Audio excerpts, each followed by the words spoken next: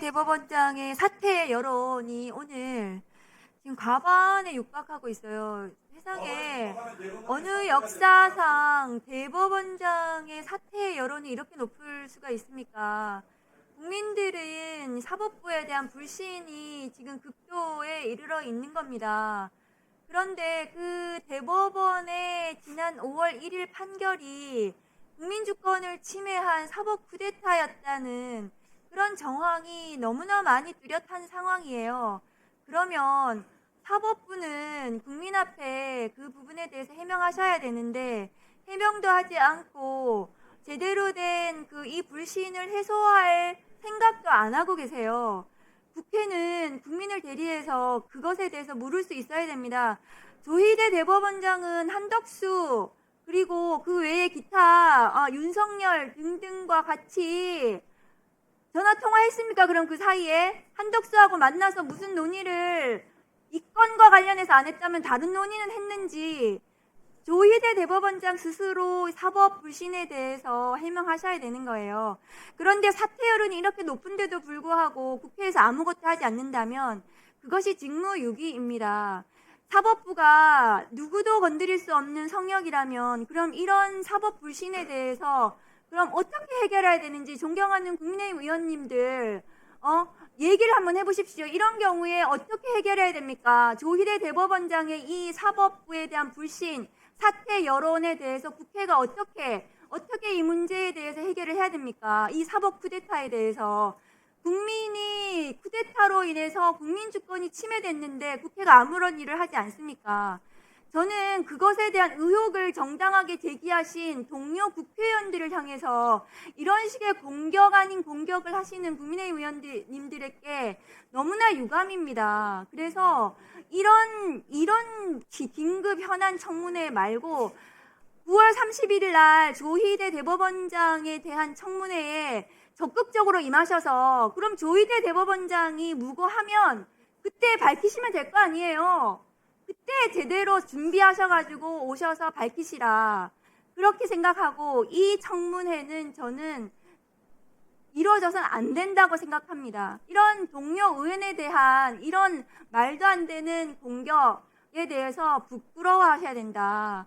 물론 정치 공세를 하시는 건 좋지만 그럼 국민의힘 의원들은 어떤 의혹도 제기 안 하십니까? 국회의원 되셔가지고 공익신고 대상자이세요. 공익신고를 하면 그거에 대해서 의혹을 제기해야 되는 거예요. 의혹도 제기 못하면 국회의원들이 말도 못합니까? 수사기관도 아닌데 조희대 대법원장 그러면 통화 내용 내놓으세요. 한덕수하고 안 만났다면 한덕수하고 통화 안 했는지, 윤석열하고 통화 안 했는지, 김건희하고 통화 안 했는지 기타 등등 통화 내용 내놓으시고 무고함을 스스로 밝히셨으면 좋겠어요. 그런 거를 9월 30일 날 한번 해보자는 거예요. 그러면 사법부의 불신을 스스로 해소하시라. 사법부의 독립은 스스로 지키셔야 합니다. 국민의힘 의원님들이 이런 식의 말도 안 되는 청문회 계획서를 가지고 오셔서 이렇게 하시는 것은 저는 반대합니다. 이상입니다. 네, 김영민 의원님.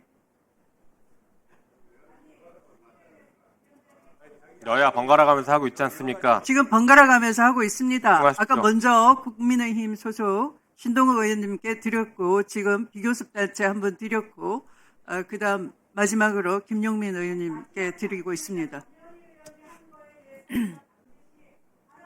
네, 제가 먼저 발언하겠습니다. 좀 집중해 주십시오. 자, 한번 볼까요? 지금 우리가 조희대 대법원장 청문회 하려는 게 본질이 뭡니까? 본질이 중요합니다. 지금 본질을 자꾸 왜곡하면서 그렇게 얘기하시니까 사건이 흐려지는데 본질은 조희대 대법원장 그리고 이 대법원이 대선에 개입했다는 것, 국민주권을 침해했다는 것입니다. 결국에 사법 쿠데타를 저질렀다는 것이에요.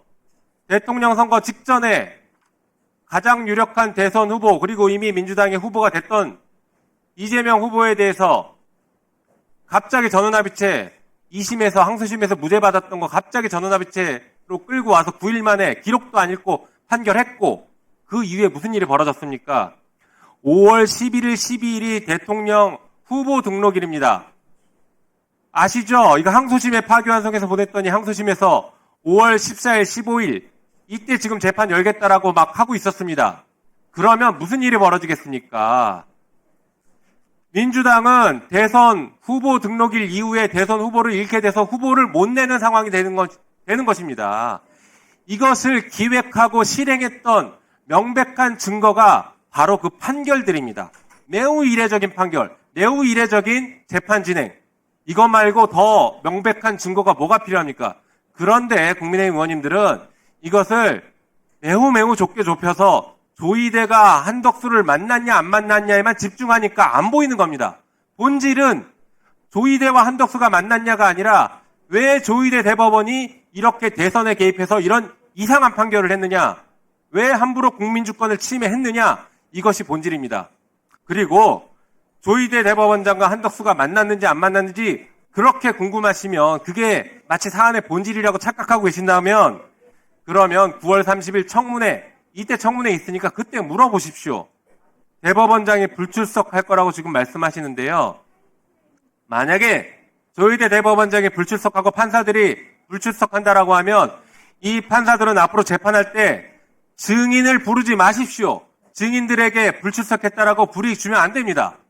국회도 국회법에 따라서 그리고 헌법에 따라서 증인을 부를 수가 있고 그 증인으로 채택된 대법원장과 판사들은 증인으로 나와야 될 의무가 있습니다. 법원에서 재판할 때 증인을 부르는 것은 헌법상 근거가 있는 것이 아니라 국회법, 아니 법원조직법 그리고 형사소송법, 민사소송법에 따른 법률에 따른 권한을 가지고 부르는 것입니다. 그러니 앞으로 재판할 때 증인 안 부르고 싶으면 이 국회에도 나오지 마십시오. 모순된 행동하지 말기 바랍니다. 그리고 우리가 금도는 넘지 맙시다. 아무리 정치를 한다고 해도 이게 뭡니까? 동료 의원 이름 집어넣고 청문회 하겠다라고 하는데 진짜 중요한 게 뭡니까? 사실은 만약에 이렇게 동료 의원 이름 집어넣고 청문회 할 거면 저는 내란 청산 청문회부터 해야 된다고 생각합니다. 내란 청산 청문회 하면서 추경호, 나경원, 조배숙, 김기현, 이철규, 장동혁, 윤상현, 권성동, 주진우, 신동욱 이런 사람들 증인을 불러서 이 청문회 하면 이 청문회 먼저 동의하시면 제가 그때 가서 잠깐은 고민해 보겠습니다. 이런 말도 안 되는 청문회 주장하지 말고 내란 청산부터 협조하기 바랍니다. 이상입니다. 자, 그러면 지금부터 잠시만 주목해 주시기 바랍니다. 제가 구독자분들을 위해서 선물 하나를 준비했는데요. 제가 항상 여러분들께 드리는 말씀이 있습니다. 뉴스만 평소에 잘 챙겨보셔도 돈이 되고 돈을 벌 수 있다라고 말씀을 드렸는데요. 여러분들은 여기 보시는 삼성전자 뉴스를 보고 어떤 생각이 드세요? 아니면 정치인들의 뉴스, 날씨 뉴스를 보고는 어떤 생각이 드시나요? 그냥 뉴스만 보고 끝내는지 아니면 이 뉴스를 어떻게 이용할 수 있는지 이 부분을 고민하고 계시는지를 되물어 보고 싶습니다. 그 이유가 뭐냐 하면 제가 지난번에 여러분들께 뭐라고 말씀을 드렸었죠? 지금은 반도체 섹터를 눈여겨보셔야 한다고 말씀드렸습니다. 그리고 나서 이런 썸네일들을 뉴스를 통해서 많이 보셨을 겁니다. 반도체 내용이 이슈가 됐을 때 부자들은 어떻게 생각할까요? 반도체 관련주들은 뭐가 있는지, 어떤 종목이 가장 좋은지, 어디에 투자해야 돈이 몰리는지 자연스럽게 생각한다고 제가 말씀을 드렸죠. 그 이유가 뭐냐 하면 부자들이 봤을 때는 이슈가 곧 돈으로 이어지고 그 이슈가 나에게 돈을 벌어준다는 경험적 확신이 있기 때문에 부자들은 항상 이런 사회적 이슈를 관심 있게 챙겨본다고 제가 말씀을 드렸습니다. 이번에도 마찬가지인데요. 제가 지난번에 시청자분들과 함께하는 주식으로 수익 내기 이벤트를 진행했었죠. 당연히 100% 무료로 진행을 했었고요. 여기 보시면 아시겠지만 제가 지난번에도 구독이라고 보내주신 모든 시청자분들께 반도체 관련주 중에 가장 크게 급등할 딱 한 종목, 많은 종목도 아니라 한미반도체 한 종목을 여러분들께 추천드렸어요. 그러면서 여기 나와 있는 대로 정확히 얼마에 매수해야 하는지, 그리고 수익률이 어느 정도 나왔을 때 팔아야 하는지를 이런 부분들까지 여러분들에게 정확히 알려드렸었는데 지금 실제로 어떻게 되었다? 오른쪽을 보시면 아시겠지만 제가 지난번 문자 발송으로 이 한미반도체를 소개해드리고 나서 실제로 이렇게 5배 이상 어마무시한 상승이 나왔습니다. 100만 원만 투자를 했어도 무려 500만 원이 넘는 수익금이 생긴 거죠. 그래서 당시에도 굉장히 많은 분들이 제가 드린 이 한미반도체로 수익을 내실 수가 있으셨을 텐데요. 또 최근에도 두산 에너빌리티라는 종목을 소개해드리고 2배가 넘는 상승이 나와주었습니다. 다시 한번 축하드린다고 말씀을 드리겠고 이번에도 마찬가지입니다. 앞으로도 2025년, 2026년 계속해서 기대해볼 섹터는 AI입니다. 그 중에서도 AI 반도체는 그 누구도 부정할 수 없는 미래성장 산업입니다. 그러면 우리가 어떻게 생각해 볼 수 있을까요? AI 반도체 종목 중에 앞으로 크게 대장 역할을 하면서 10배 이상 급등할 수 있는 템베거 종목을 지금부터 열심히 추적해야 한다는 겁니다. 큰 돈을 투자하지 않더라도 월급의 일부분 아주 소액이라도 이 종목을 모아가야 수백 %의 수익률을 손에 쥘 수 있는 것이죠. 지금 여러분이 보고 계시는 이 유튜브 또한 AI 반도체와 아주 밀접한 연관이 있고 반도체야말로 대한민국의 핵심 산업으로 앞으로 더더욱 시장은 성장할 수밖에 없습니다. 또한 현재 이재명 정부는 코스피 5천을 공약으로 상법 개정까지 단행하면서 우리 주식시장을 살리려고 많은 노력을 다하고 있습니다.